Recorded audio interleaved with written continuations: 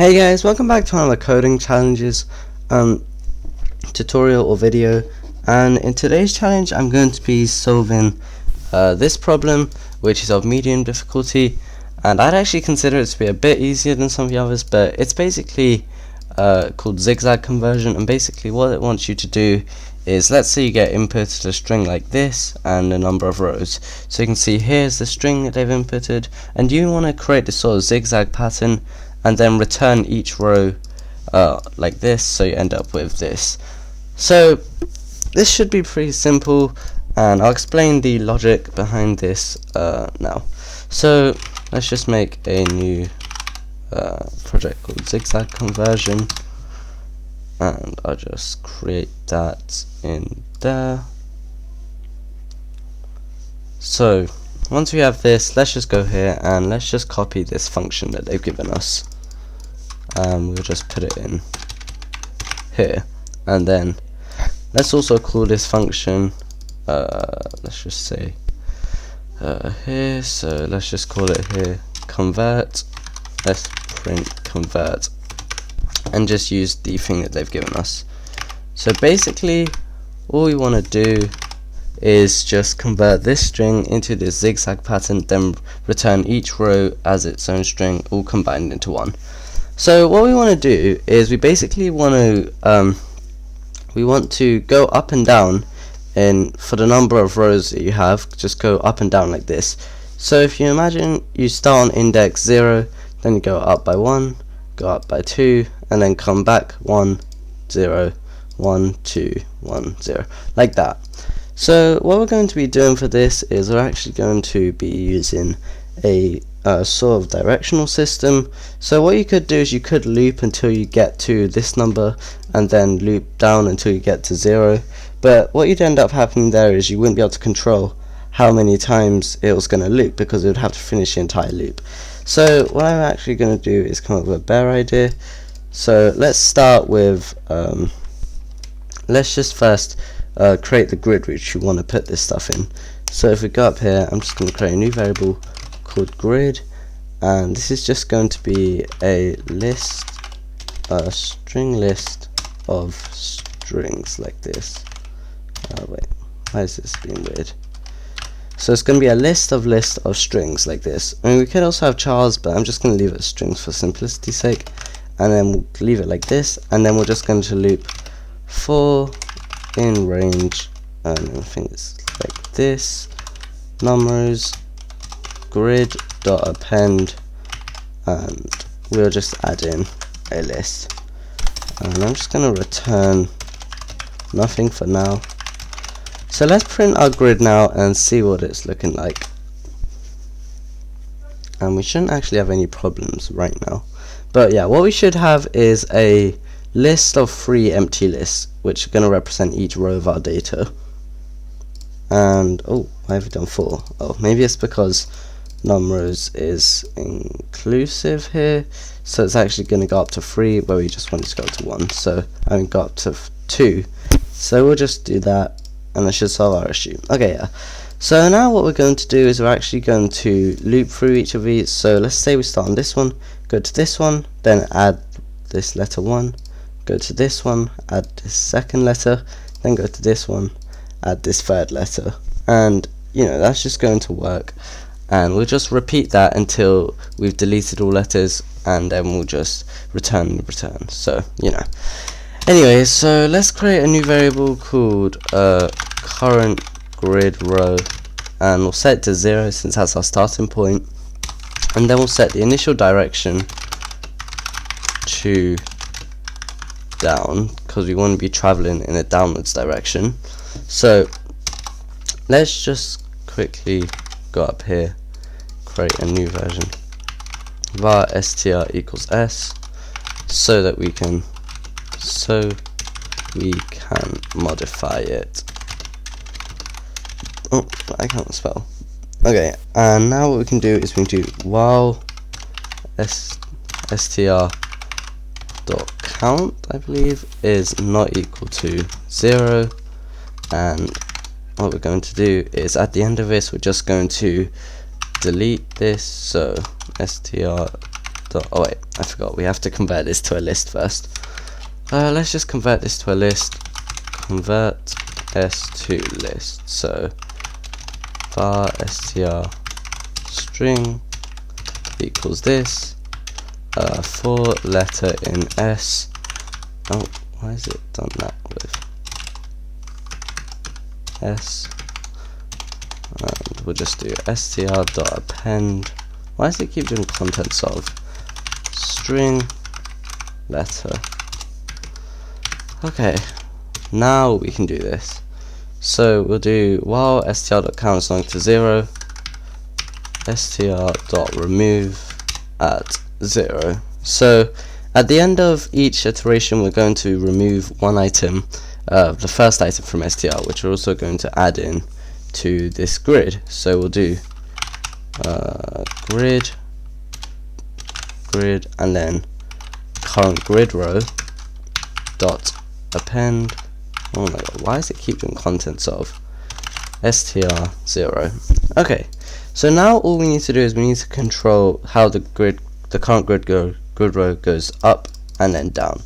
So what I'm going to do is I'm just going to do a check here. So if direction is equal to up, then we want to -1 from str, so we'll do str minus equals 1, because if you imagine when the grid's going up, it's actually going from this one back here, so you want a -1, which will take it back, and oh, not str, current grid row.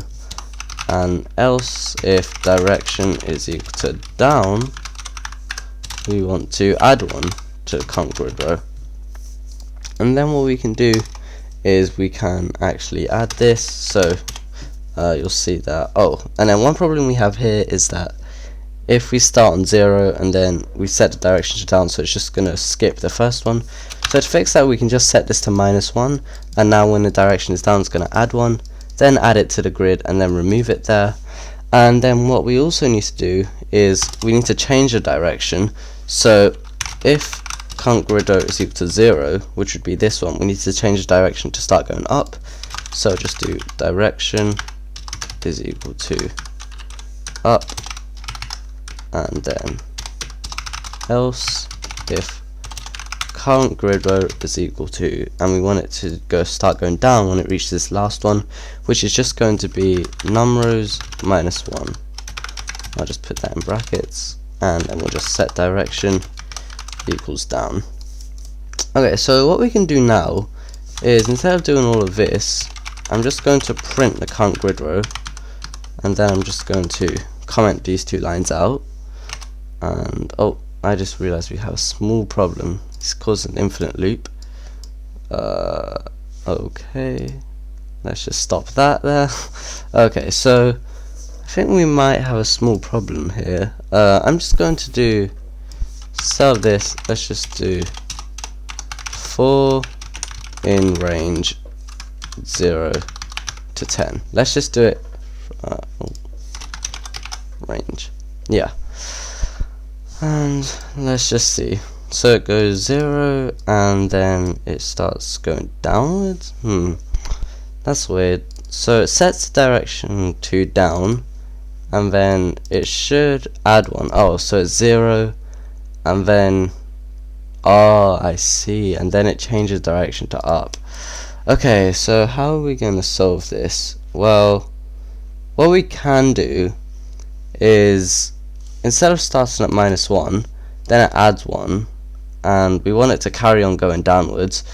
So what we can do is, if direction is equal to up, so we can leave this code here. I'm just going to simplify this down a little bit, and instead of doing this at the front, we can just do this at the end over here. Now we can leave this as 0, and it's going to print it here, and then it's going to add 1. And then what this should do is this should fix our issue. So if we go here, and oh, now it's going up. Okay, so let's see what the issue is now. So it's going up like this, and then it checks whether its number is -1, which should be 2, sets the direction to down, and That is weird. Let me print the direction as we're here. Okay, so it should print the direction, and the direction stays as down. Okay, so I know what we've done.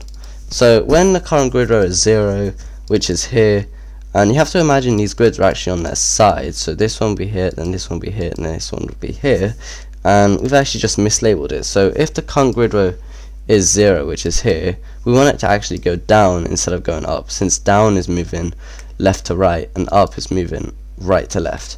So we've just mislabeled those. Let's just fix that by doing that. Oh, I don't actually need that anymore. And yeah, so now we have our rotating mechanism, and you should see it starts at 0, 1, 2, 1, 0, and yeah, that's what we want. So now what we can do is uncomment this, just put our thing there, and then let's just do this, and then at the end of this let's print our grid. So there, and let's see what's happening now. Okay, so we can see we actually have the correct thing. So if I just print this grid in a slightly different way, let me remove this, and then I'll just do for row in grid. Oh, I've been programming too much in Python lately, but yeah, for row in grid, let's print the row, and now you should see that we have our grid. So if we compare this to this, you can see it's basically the same thing. It looks a tiny bit different, but that's just because of the spacing they've put on here. But yeah, now all we need to do is combine these three into one single string. So to do that, all we have to do is let's create a variable called return string, and we'll just set it to nothing. And then for row in grid, inside of this row we need to add all these items into a single string. So we can just do for letter in row return string equals return string plus string letter. Okay, and at the end of this, let's just print our return string.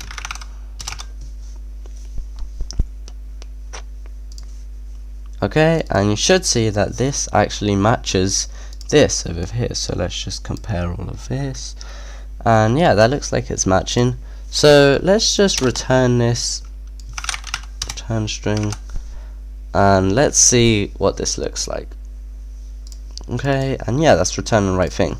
Now let's try it on another one of our examples. So let's try this, put that in, and then change the number of rows to 4, and we should end up getting this, and yeah, that looks about right. Okay, so let's just run this and see what we get. I'm just going to copy this entire thing, copy that, put that in there, and submit.